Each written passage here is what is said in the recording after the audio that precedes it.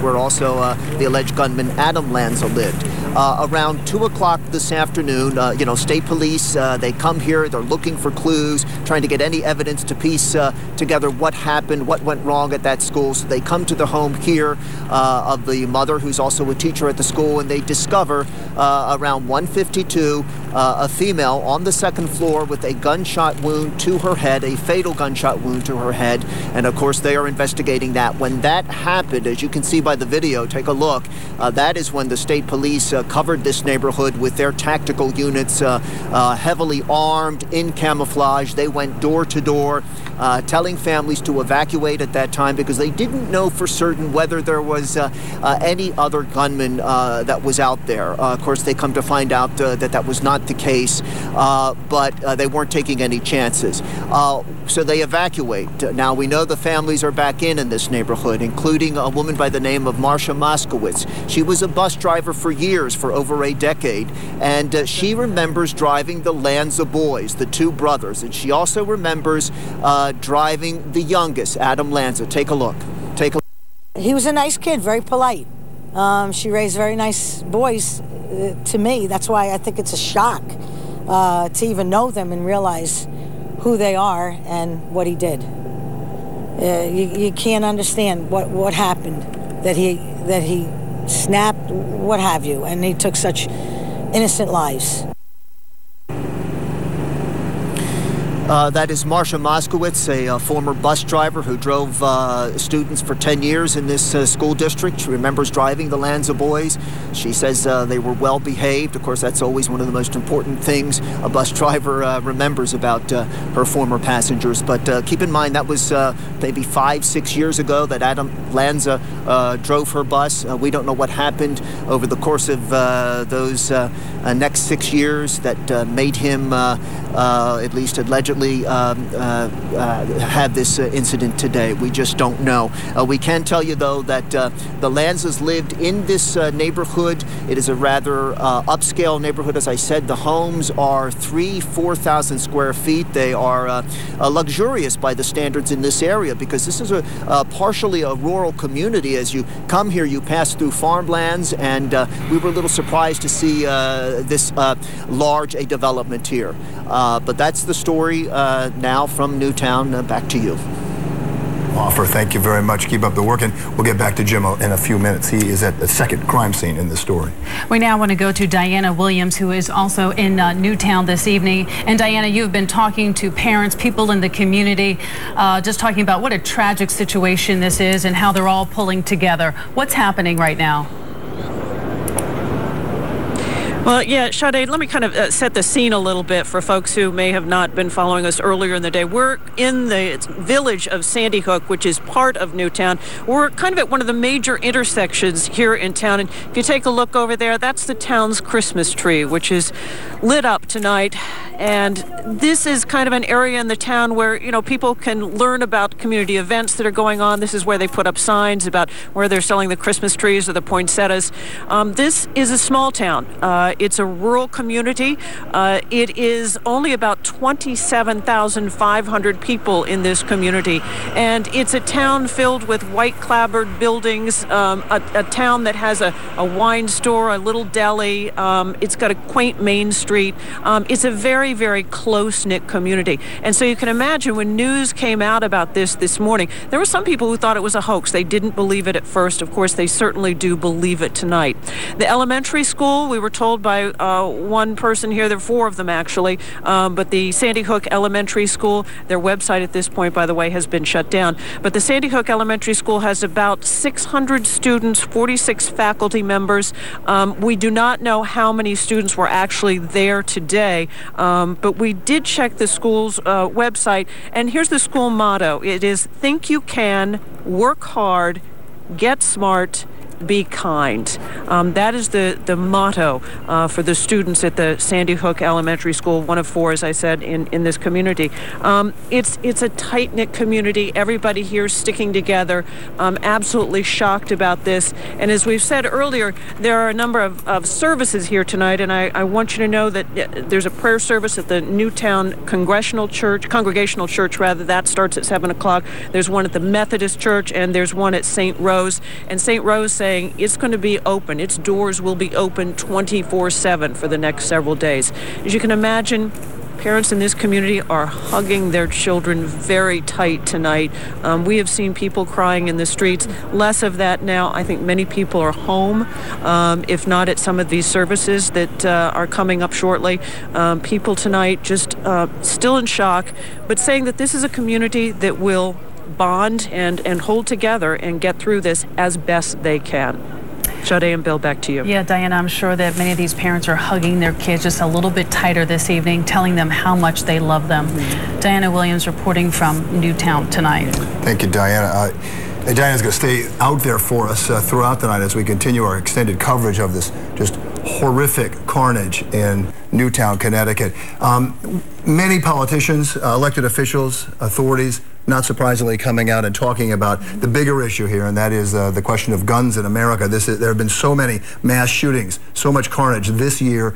I was at Columbine a couple hours after that shooting, and I stayed there for a day or two, and the pain of all this is just beyond belief. But the politicians, a lot of them tonight, right now, raising the issue once again. Some of their comments, our political reporter Dave Evans is in the newsroom. He has been accumulating them, and we wanted to share some of them with you. David? Well, Bill, within just an hour or so of today's mass shootings, the comments, as you mentioned, they began rolling in from politicians from all over the country that if ever there was an example of why we need more gun control, today is reason enough. Now, this afternoon, the group founded by Mayor Bloomberg called Mayors Against Illegal Guns. That group issued this statement, and let's go to that now. It's still almost impossible to believe that a mass shooting in a kindergarten class could happen. It has come to that. Not even kindergartners learning their ABCs are safe. The statement goes on, today's tragedy reminds us now is the time for action. And also, Bloomberg tweeted out, for every day that we wait, 34 people are murdered with guns today. Many of them were 5 years old. We have heard all of the rhetoric before. What we have not seen is leadership, not from the White House, not from Congress, and that must end today. And one more tweet from the mayor. We heard after Columbine that it was too soon to talk about gun laws. We heard it after Virginia Tech, Tucson, and Aurora. Now we are hearing it all over again. Now, Bloomberg's comments today, they sound awfully similar to what the president said earlier today. Let's go to that now. The president. As a country, we have been through this too many times. Whether it's an elementary school in Newton or a shopping mall in Oregon or a temple in Wisconsin or a movie theater in Aurora or a street corner in Chicago, these neighborhoods are our neighborhoods and these children are our children. And we're going to have to come together and take meaningful action to prevent more tragedies like this, regardless of the politics. And it's interesting, in just about every mass shooting, we hear this cry for more gun control, but in Washington, rarely do we actually see any action on this issue. Part of the reason for that, I think, is because of partisan gridlock in Washington. Part of it is because of the power of the gun lobby. But this is a huge issue for Mayor Bloomberg and other big city mayors where they are fighting massive crime, but so far they have been basically pretty unsuccessful in any more extensive national gun control. Bill and Sade? All right, David, thank you. I just got an email from the Brady gun control people, too. So this issue is sparking much debate. And, of course, those not in favor of gun control also having their voices heard. More to come on that. Dave Evans in our newsroom for us. We now want to go to Dr. Sapna Parikh, who is at Danbury Hospital, where 3 of the victims were taken there. Sapna, what is the latest there? We're still piecing together this information, but I can tell you there were a total of 4 patients transported to hospitals after the incident. 1 patient was taken to Bridgeport Hospital and is still in fair condition. 3 patients were brought here to Danbury Hospital. 2 are thought to have been children, and both are thought to have died. The hospital will not confirm that. However, police are confirming A total of 20 children died, 18 at the incident, and 2 died later at the hospital, and that is believed to have been here. Again, the hospital will not confirm or deny that, but the CEO of the hospital spoke to reporters late this afternoon. They said they did activate their response system. They were hoping to treat more patients, but that was not the case. It's the most traumatic event I've ever experienced or even considered. It is unthinkable, and we're all hurting here. The number of us imagined what it must have felt like on 9/11 when there were people bracing for scores of injured and they didn't arrive. But they are open and they're running, and they have a crisis intervention services unit available 24/7. They have psychiatrists, social workers on call, able to take calls from the community. The number to call, I'm hoping, is on your screen. It's 203-739-7007. An update for you also earlier today, the hospital was in lockdown. They are no longer in lockdown. They are fully up and running, and they say they're ready and willing to help the community. And that's the latest for now. We will keep you updated if we hear any more about the 3 patients who were here, confirmation on those 2 children, and that 3rd patient. We are live outside Danbury Hospital. I'm Dr. Sapna Parikh, Channel 7 Eyewitness News. All right, Sapna, thank you. You know, it's interesting. I mean, so many kids killed today. We wanted those 2 kids to live at that hospital. I would have given some hope, and it just adds to this tragedy, and we feel so much for their families. In studio with us now is Sal LaFerri, who is a security expert, former NYPD, right? Correct. For many years, and you provide security and counter security measures, or measures for people who need security. Right.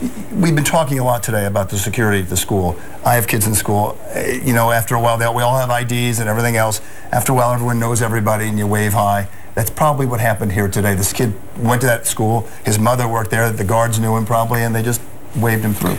Well, we're not totally sure of what happened, but yeah, there clearly is an issue with familiarity, and that's one of the things that really hurts your security the most, is that breed of familiarity, or what we call I'm with him.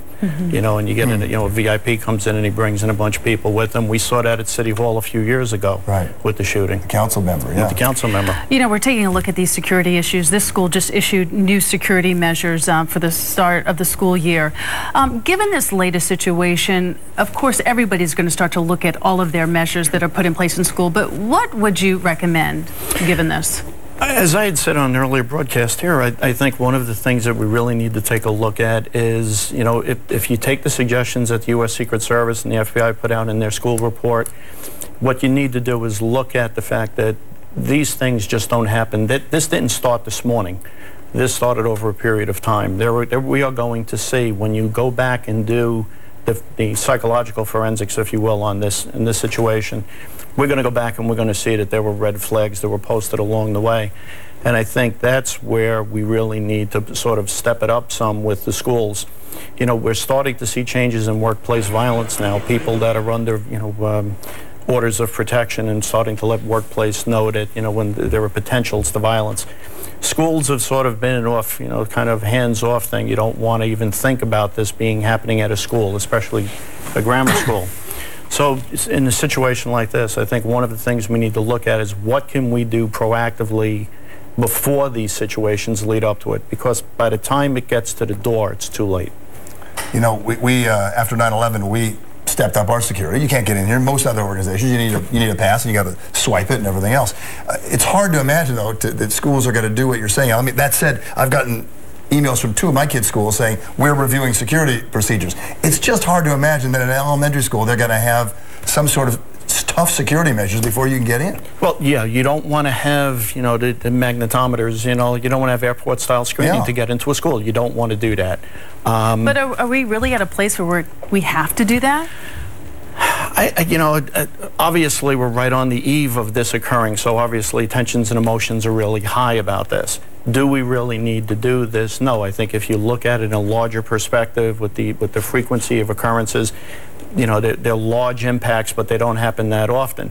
Where I think we really need to step up the increase in security, again, goes back to the assessments ahead of time, finding out what teachers may have some type of, domestic violence issues at home, what type of students may have issues.